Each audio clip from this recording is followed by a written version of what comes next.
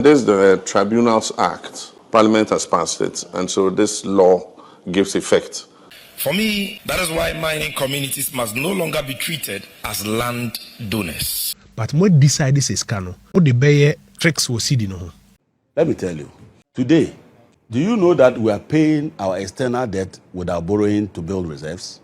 Abusia mamo kwaba epiem emra jumadi esia sanso transia ensama ekoso oman Ghana mu as usual yede ne nyina egu fom ama ayefo eno achi no abusia panikawu so adomi ay krado a oba be ransem nim na fe no yedi hon komo after president his excellency John Mahama tribunal bill osan ye no abusia ensama akofa ba na sewani ensame ena me kacho ere pressure akwakoto NPP amanyuko no so ba quick one yebo borum na information a efreche eba NPP amanyuko no se me no kasai confusion bi asi eye dienti ena masa confusion no aba quick one yebeko na fe no yedi ho komo Sammy Gyamfi any gold board ensem bebre ena free wo maso ye eba still minority no gusua din komo but then NDC amanyuko no ene majority no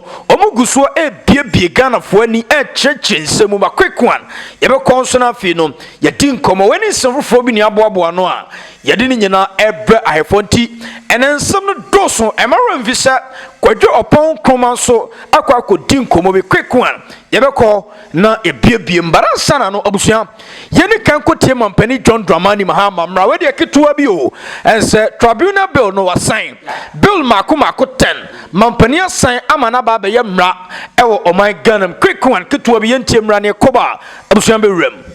The first is the Customs Act 2026. This voluminous document, Customs Act 2026. It incorporates all the amendments that have been done over the years into one single document. And so it codifies all the customs acts into this document. It makes it simpler to administer, and it will make it more efficient, and it will seal the loopholes that have made government lose a lot of revenue as a result of the scattered nature of the law. So that has just been signed, the Customs Act.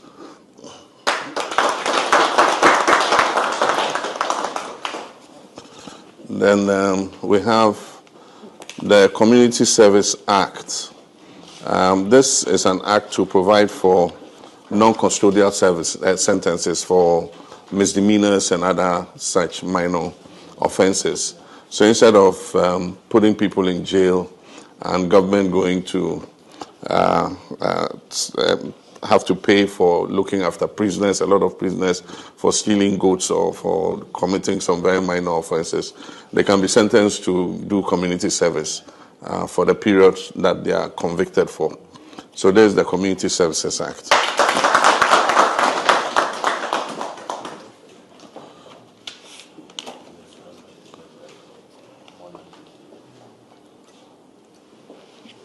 Then there's the Tribunals Act. The Constitution makes provision for the establishment of regional tribunals. Parliament has passed it, and so this law gives effect to the Chief Justice to set up regional tribunals to deal with certain categories of offenses.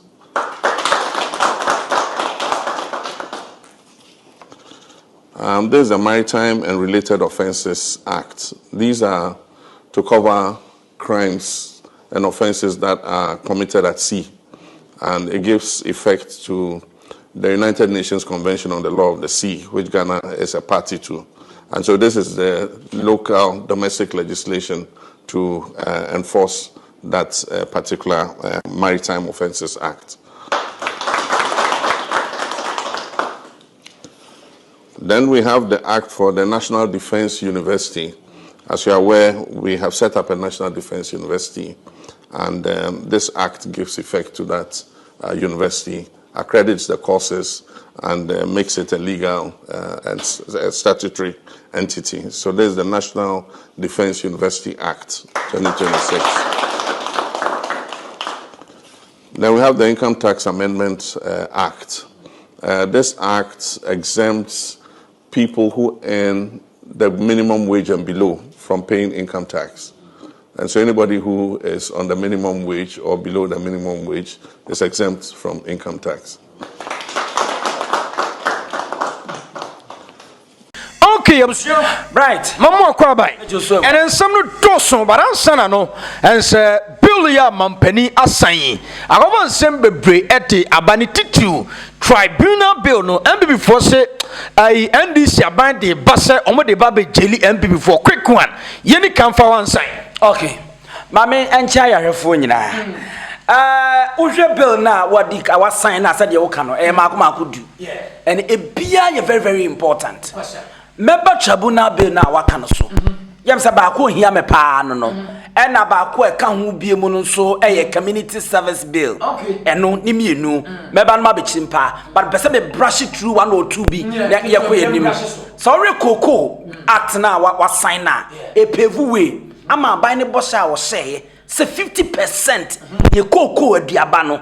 Ye ya ye bobo modena ye ne aya ye ne wo ye fia ha. Ya na da ni ye di bi ye chocolate di bi ye nuro ye di bi ye niema ye ntam koku aba ni nyina emfa nkoma broni no aye no abeto aman e laudable idea afei aban ne bosha wa hye se koku adwaman so no se ye kɔ ne ye ton koku botɔ baako 1 million na aban ne ba obeton de ama koku akuafo obeto wo no de no 70 cedis 70% eno so abaye mmara asese no aban bi ne obetimi ye free ho unless se wo fa kwambi so na wo sa ye nsachae e good pa baako e ka ho e income tax eno mampanyi kyeremu a de nti omo ede no aba no ene se ye free bibi minimum wages and obo man ma de akatua wo senka anya hwi obi anya obi a ye adwuma de bia no enu be se 20 cedis na ode atodwa kyerem se wo wakatua no enu 20 cedis no ana se eye be se 20 cedis no wo se nipa na ye woto eye laudable idea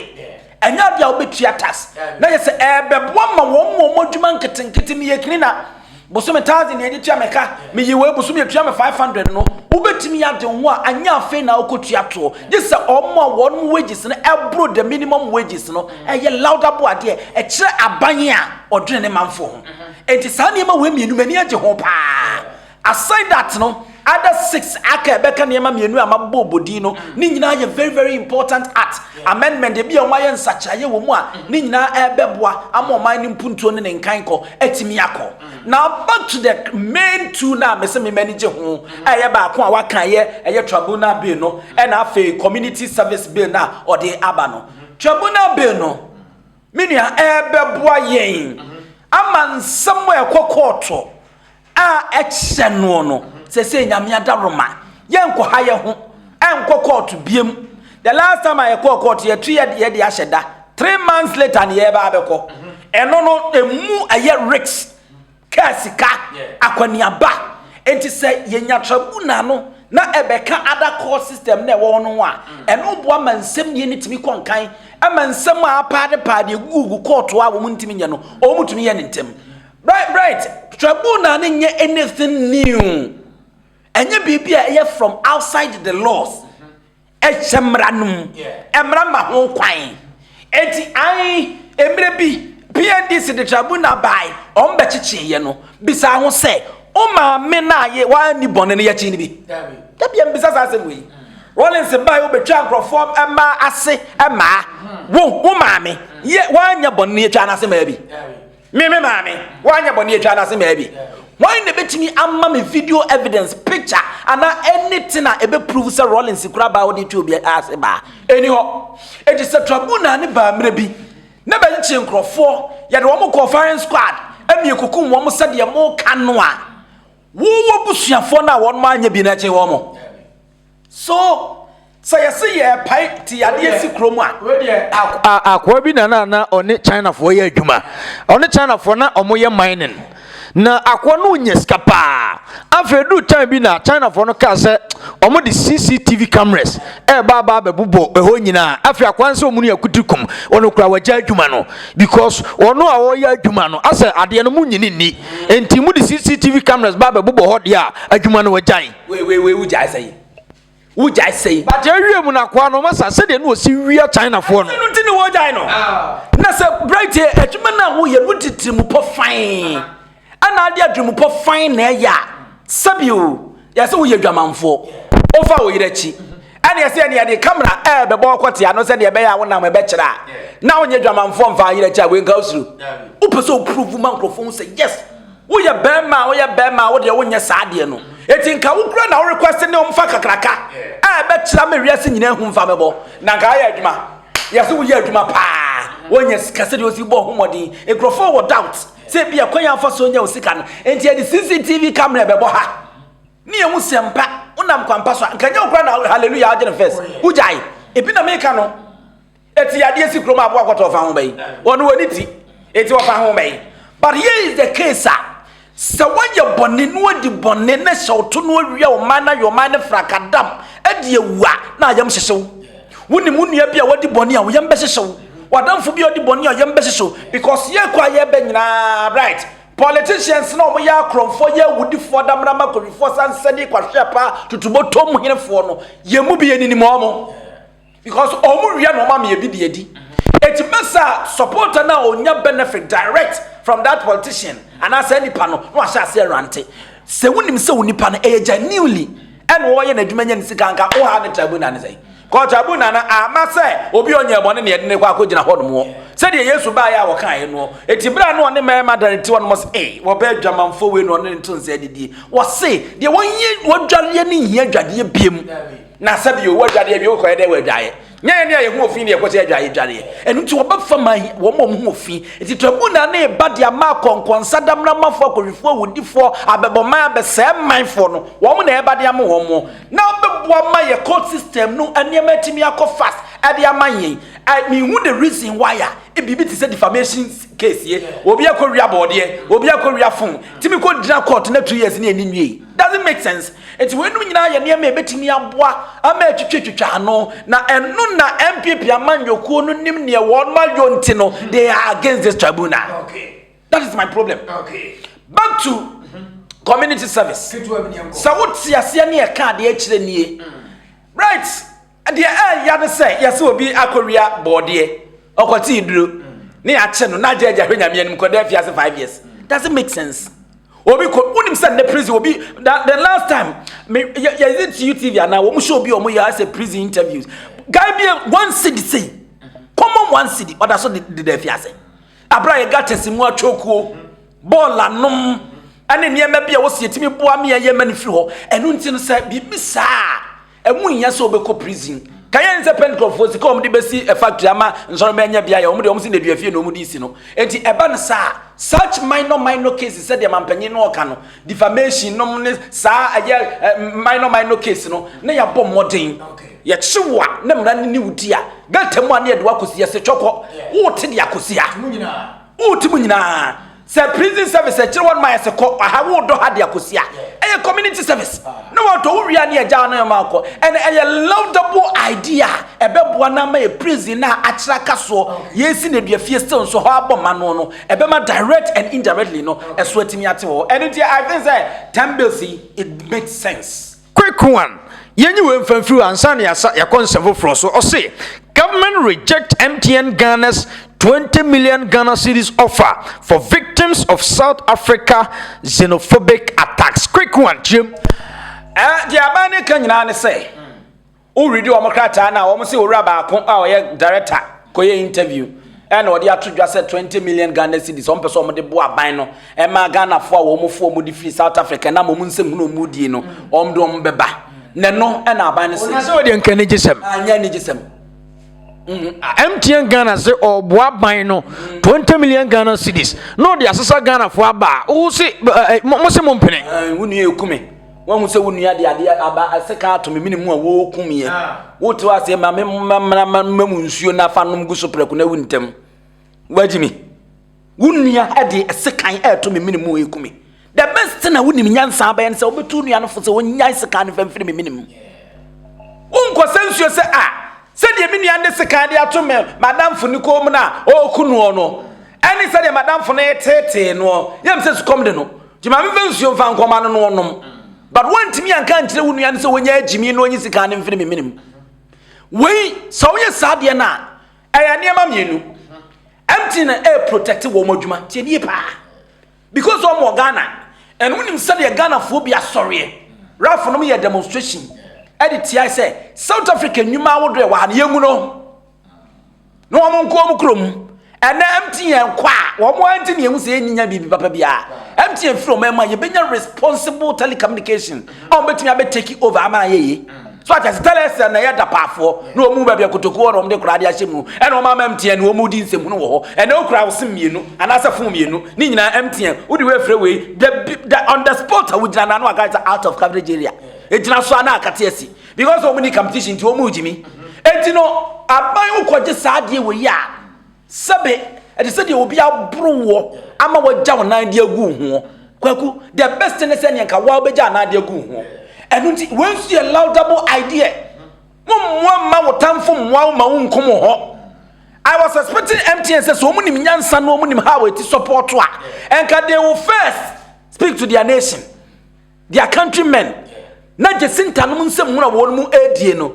go back no ko no wo makasa say they should stop that inhuman behavior na wo mo ye no ho no but wo meboa say wo disika ama ya afia nkrofo afiri ho direct and indirect say woni agisi ye afiri ho no di wo beboa ya me afiri ho ma fa mo man but wo you are here enjoying amen ye yi MTN sem no kura afia fun so ye ndimi nyi enjoy no etimi ni aban ne ya 100% right enye offer bia na wo se usum enya adoye bia na wo so mo ani edi akire e wo ho no mo enti se adoye bi wo na wo ya you very careful na say wo gide ya free obi wa you very careful na dwen hu mienu obi ne de na aye se e friend say scorpion what dey ma no no dey wo what MTN dey za na tie what dey ma no sade atọ conscience afi no edru ba bia wo so take action bia wo mo krom bre 20 million say dey kan wo ye mema no obi your papa no ha no enti ma bom nsem dey ma ban no say 20 million Ghana ye hia pa it seems John Mahama ne na ban omonsu so sorry to say omonsu so nsemfo so sorry to say asem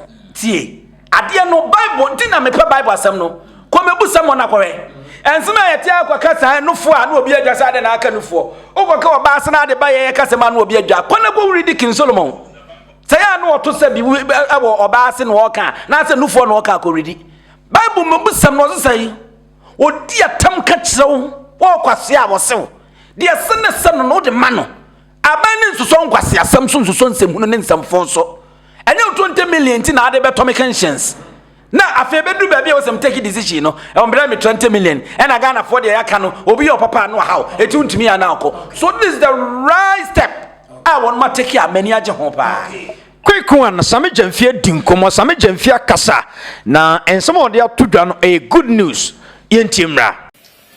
For me, ladies and gentlemen, the strongest reason to rethink the social license is a youth question. In our mining communities, young people see wealth leave their land every day. Yet too many do not see any path to decent work. And I believe just Henry from Apinto just made that point. Too many do not see any path to decent work, skills, ownership, and meaningful future. That contradiction is dangerous.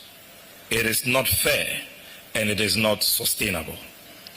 The social license cannot survive where the youth believe mining has no place for them except as casual laborers and bystanders, while others see them as troublesome agitators and security risk. The social license must therefore be reimagined as a development compact with the youth, a compact that integrates the youth in responsible mining through capacity building, creates sustainable jobs, supports local enterprise, opens services around production, and gives young people a stake in the future of mining. That is why mining communities must no longer be treated as land donors. They are the custodians of the resource. And therefore I submit very forcefully this afternoon that mining communities must be treated as development partners and economic shareholders. Okay, right. Where the me can say a good news and say some way me makapa me say mining areas, you know, it seems that we are not fair to them because I am for what not know ni omunim die no nyansa wo form and I will say it But I know Sammy Gyamfi say and near my baby to Toyama mining areas, no. Omu mania ko aye projects. Ama improvement so good.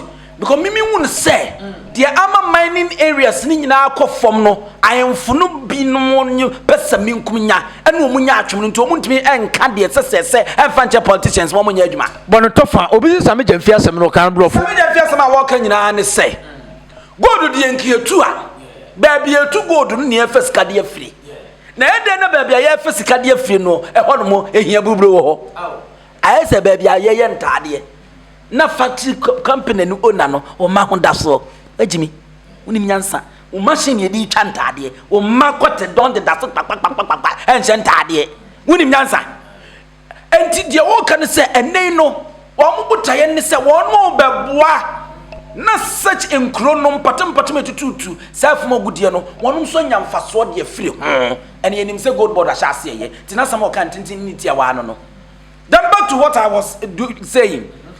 Right, so we your mining areas now. Minim sa baby ani bi wo. Takwa ebi wo. Bogosu ebi wo. Obo asa de yenka. Ani miaya ya wodo na. Tell me. Sam kroya mabosi emu dia hene. Ana even Kumase as Asanteman capital kra na ne se. Ani asem. Emu dia hene na obetimi kra ankrade sosondo.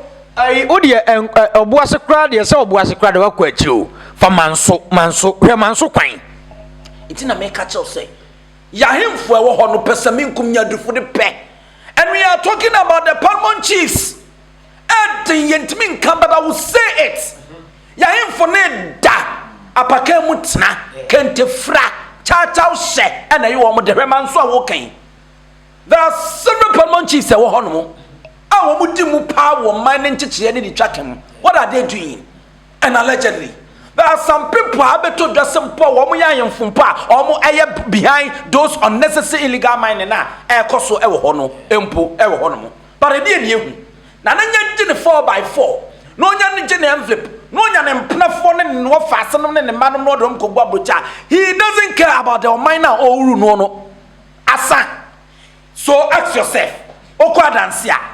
Am I in a go nyama hekitwa e di enti ne yatu gold free oboase tete de besi ne ne enti min kan oboase kro emfanka the most 5 cities are efe ho e wo Ghana mi bisa you ano adentra empanyi se umono mbu mu be ya so de hia nko akwa adwane e na mo ahemfo mo yo because ye wo yam so oboase nko a da yo no wo kon ma MPs be se 2 asasai asa 3 e na wo ho no mo e na mo ye ya wa info de na moye assembly member de na moye timamfo de na moye gold no tuo na and I'm telling you so kodru bosia na ahreho so oposi kura ne tu gold free mu ababru base mfinhia o hanui no be say why how no good roads no good hospital apart from AG hospital or asa no good school apart from obosi sectec unya school papa bia wo biem obosi the cry to say then go to Manson and futuro atete wo wiebo a ehoko nye osuoto a ehoko nye what are they doing ko bogoso ko prisia ko baabi ani any other cities anase nkronkra ye tututu magudie no adenti na Johannesburg ye tufu magudie wo ho but na me no kasa yie ye ka kuremu ofa akonno a ewiase nyina ye de Johannesburg ka ho ne ntimi mfo oboase nka ho ye ntimi fata kwa nka ho yentimi fa bogoso nka ho yentimi fa baabia ni nka ho and the same people won mo ye Pristia and I say Johannesburg mining no won mo na gubu ase no enti eba ne sei eye nipa fufuro bi na wo Johannesburg ahemfo bi a won mo ni da ho politicians bi omunim nyansa ana eno ye won no mind no omu siesie no but ye de aha nyo mo mind ye hwa mo ma se no no akọ tutu amena ne sa oboase wo we mini ukasa ese letokies and 9 no we ba ko pe kroni nyina bedua kum sei but no benefits ye mo Sammy Gyamfi abaso anti a step in the right direction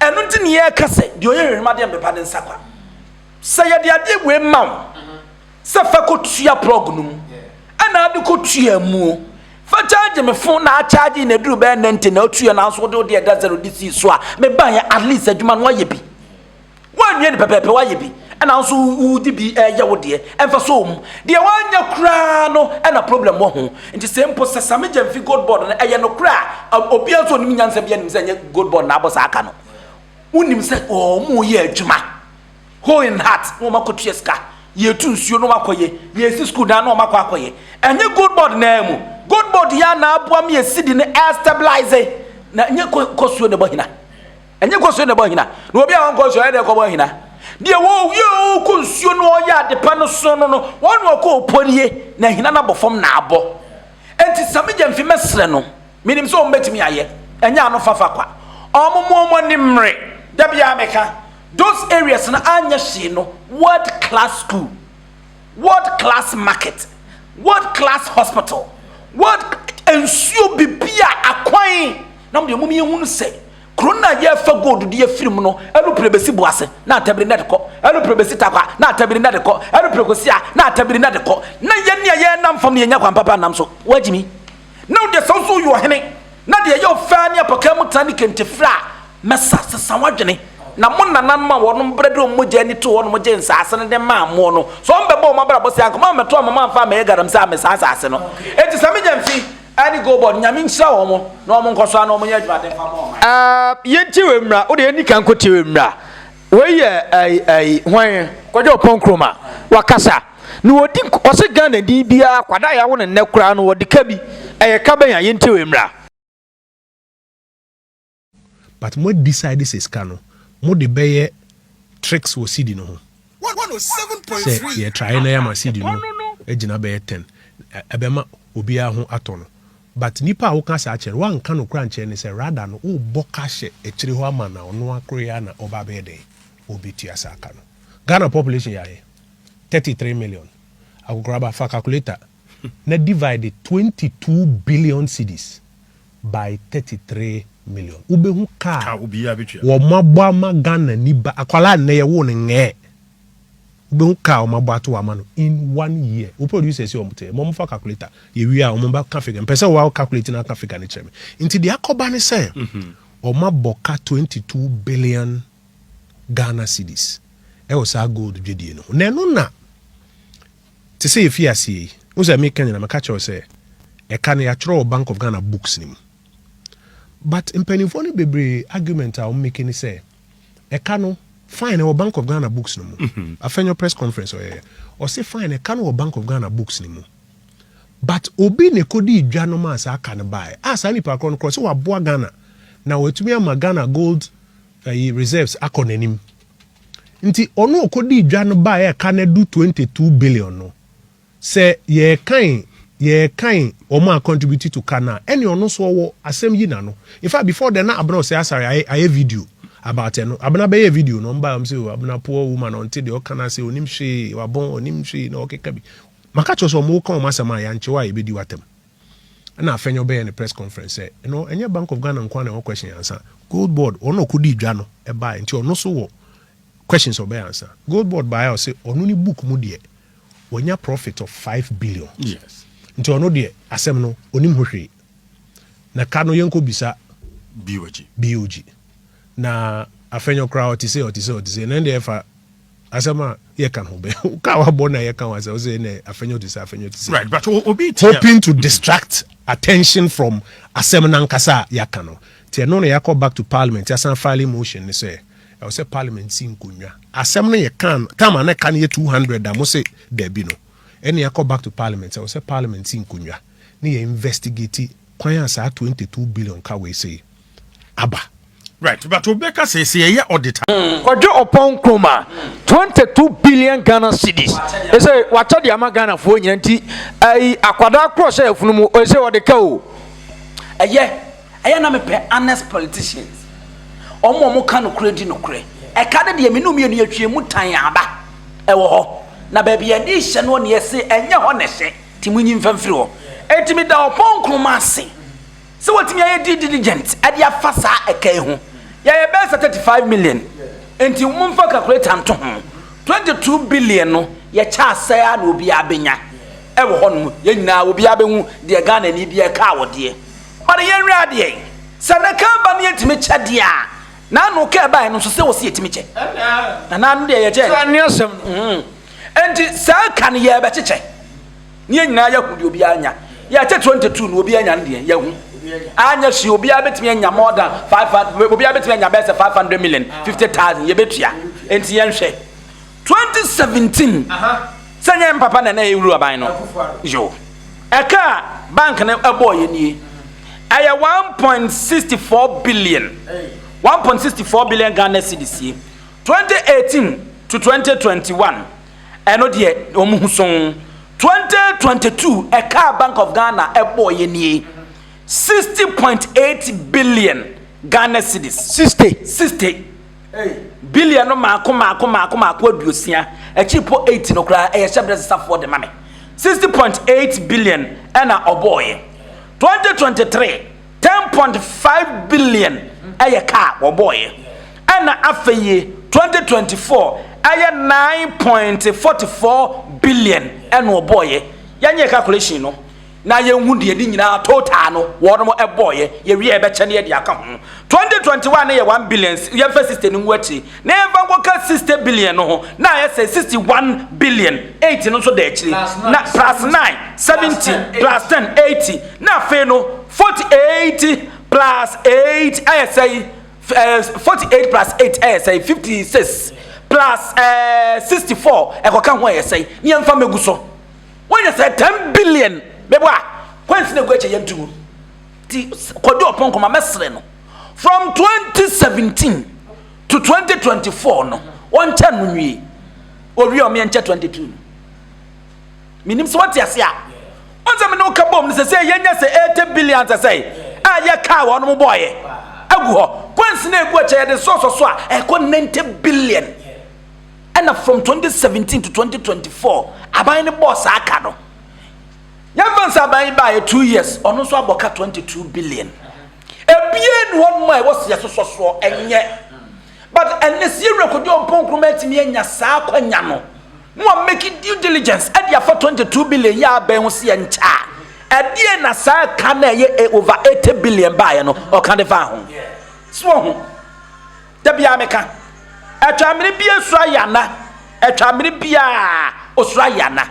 Woni bi enti osura na oso se obeda ya ama obi nso de sekan ya ba betwa ne mene enti wo be ko no ayi wo abutu wo da wono ama ne kwa akoshim ebi na kodo ponkron meye no wo boka from 2017 to 2024 eko over 90 billion want me anche obi ba no boka 22 billion dia what me calculate ato ho beche minim so what me say Some time no na dollar is 17 to compare that amount no fako dollar na kore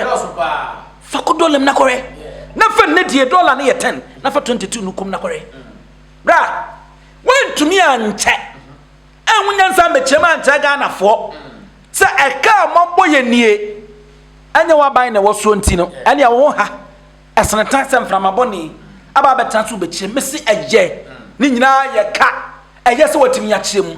But anya na woni me problem nin central fire no omote such people anim no omo ye omo interview no antempa na no agogo kwadwo na saka we no nso send the Bank of Ghana boka 22 billion na ye gold board wa sa over 90 billion ka no nso ye fa nkoche baumia gold for oil na ubetimi age atum ojetum na nke yakwa anim wanya ntum dia na obi atene baby so such people no bright me enko pe baby tena Meba Isaac Adongo edinkomo bi na eba economics Isaac Adongo perfect we dinkomo bi ye ne nkomo ne mra I say NPP before your propaganda bebre propaganda no doso and net wa expose wo quick one ye timra that doesn't respond to incompetence.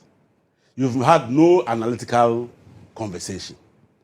All you are discussing is fighting for your survival because the central bank is delivering value.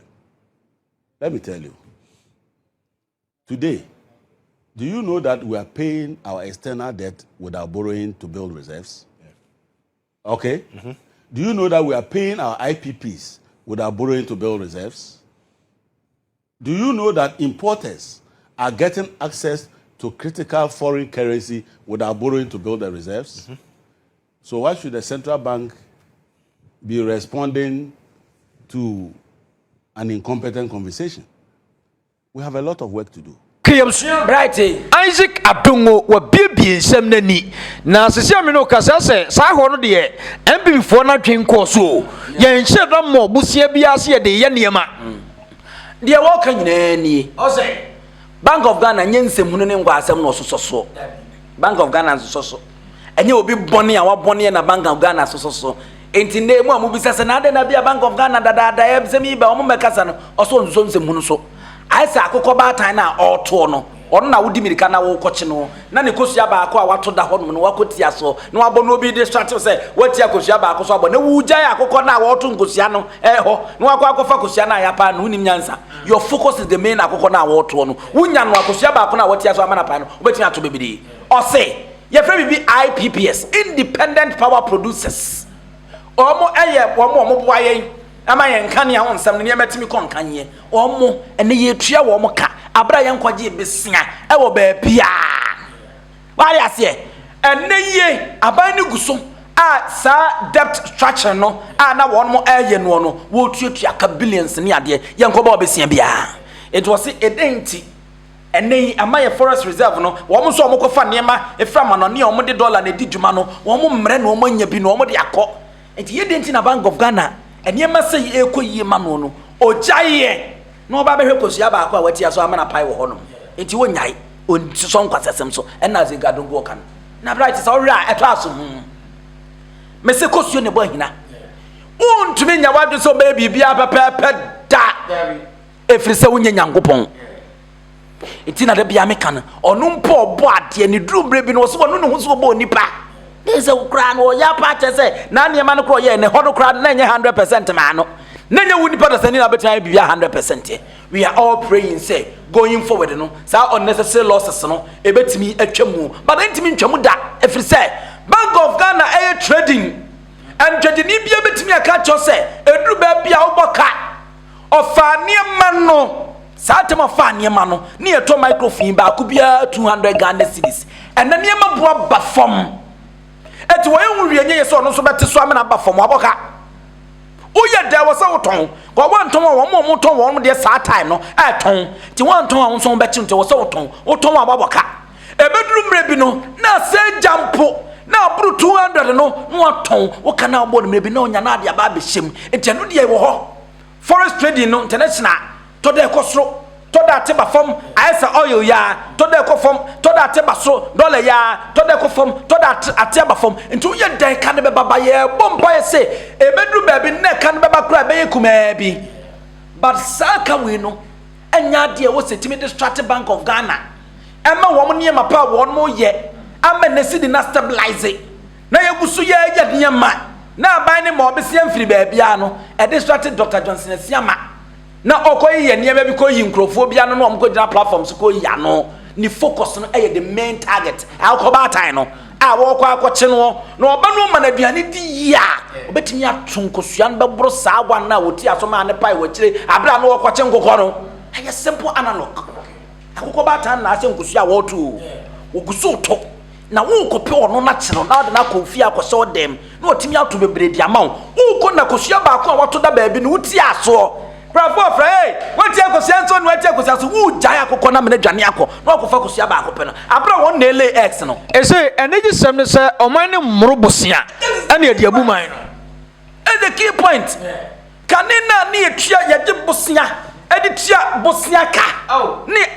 Robin Peter to pay Paul no nyansa nim sana abra bonetie wo yo bia wo ba abra bon no amoni ya ti de bia meka sa obeji loan kra na also was ho at the end of the month no sika say ne ba account no hwe na ade loan akwa bi na na me ne ye na na mo dia wo dia se wo dia wo sika na me se da bi o enyi sika sika dodo a bosomi no unya no na be chese wo sika o but you have to be fiscal discipline na me John Mahama ene akufuado aban aye mfato ho de ma no bosomi no onye sika bebre na so ontimi nhwe so ye but ebia ye de ketua bi ebenya no ye betumi to susu e de bia fa baabia ye bibi ya metro what ya say but ono ogiska bebre da bia wo ye adwuma da bia sika fa ne nsem na so still wo so ni sika Right. And I make chance I didn't fiscal discipline. One year no dear massa, 1 year I was I am a team, I want to answer now about lady. I said it was kind of fiscal discipline. And then that's a whole quabble from line was a utonation. You know, so we can turn the conversation. But just that I'm not all that fluent. Let's turn our tongue. And let's use English to complete. Mistake and the mistake. Okay, then let's move on. Me didn't want son maka. Because now possible ni kura eka. Ni eti hanom opo so ka. Hwe asema wo kan no no. Me no me no sie nyina yete ya wonim say ye won namfofo ene wo mo ye nim wo mo gi akete ate ye. But ye bia de obedie kura den de ma no. Ye ni sika. But fiscal discipline na wo kan no da ekoso. Wonye boso me 1000. Na unko ba besia 3000. Wait me. One year me boso me 1000. Now unko mpaboa 500. Hey, na je mpaboa na se waketua mu fa na ade ato no. Bra boso me 1000. Wo so de afia da bia wo te ba na arensa. Wo favorite ye pizza. And the pizza there for cry 150. Once that to be the amage. Oh mo bra. Of so we fiscal discipline. Now so now trans 1000 na me je na boso me no. Sameji low cry was sameji 500. So at the end of the month, no, what you 1000 now, what do you 500 next year alone? No, at least also 500 be a debt and no the best on a diaco. But all quite the abroad the union at the end of the month, no. Who did the union? I'm brought the union at the end of the month, no. The piano card winning. And no, another cocoa for them, you know. No fiscal discipline in the bini hop. And until flight I can see and I know high. Party akese wo 11 ho na na wo no moto amena akese na no wo no mutuo ade to ho no mo wanwene wo man ni botom anhwe de o man ni nya na otu ho anamon eno na nyame adaro ma ban we ba ye o mahuhu nyansa o mo eje no na so wo ye nipa da sani na so bebo brabo a hwa we fiscal discipline no nko a never previous government and fiscal discipline no nko a na yi de o pefa ba obra mewi. Okay, quick one. NPP ese no confusion sim. Womo kwa kwato abawo na sedi omusi buru omho mana no den. Yentie we. Obi biara obe support Buachi Ejaku bia no that's not like Yura, your flag bearer Dr. Mahmoud Bawumia, because say onu Buachi Ejaku no Dr. Brian Champon no de na ba. Say ombra no me frustrate Dr. Mahmoud Bawumia say na be ya 2032 Brian Champon no betumi akwa flag bearer. Yes. Hear me. Buachi Ejaku is coming to frustrate Dr. Bawumia. No, you can. It's your best open Dr. Mahmoud Bawumia Sama. The only person obetumi Dr. Ayejuma ama Dr. Mahmoud Bawumia to me about be president or what experience was some part in more than 30 solid years. Any year John Bwedu. But I'm saying ma obiamba emba me frustrate no. Biara open Dr. Mahmoud Bawumia Semi biano. You should know say Buachi Ejaku cannot work with Dr. Mahmoud Bawumia because Brian Champon sponsor no. Say Ombra no be bidding for Onu Brian Champon ne coming in 2032. Buachi Ejaku no omo de ne ba for Yera Brian Champon bid in 2032. Saying say you are making an unfounded allegation. Unfounded. Meba. Unfounded because Janet here asema walking. Bengazi unfa dansidie bia to prove say first of all Brian Champon that air sponsor Buachi Ejaku campaign. And two, you are just casting the thing in the air say Brian Champon that Buachi Ejaku beye ne bid. Now what card ye see so and I feel say that is not fair to Buachi Ejaku person. To Buachi Ejaku person say Obeka say he only seeks to be the chairman of the party because of person of the frustrated Dr. Bawumia. I mean, how do you make such statement with a very unfounded allegation at one level and pay against the person of Buachi Ejaku without any evidence? You see, no,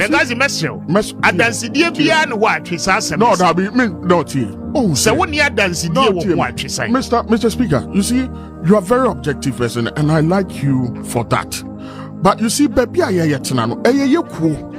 ye nim near ewo ekuonim ene ye nim near kwaso bibia to ewo kuonum ayete Ko na fre Eastern Regional Delegate ni na. Na fre omo say why na?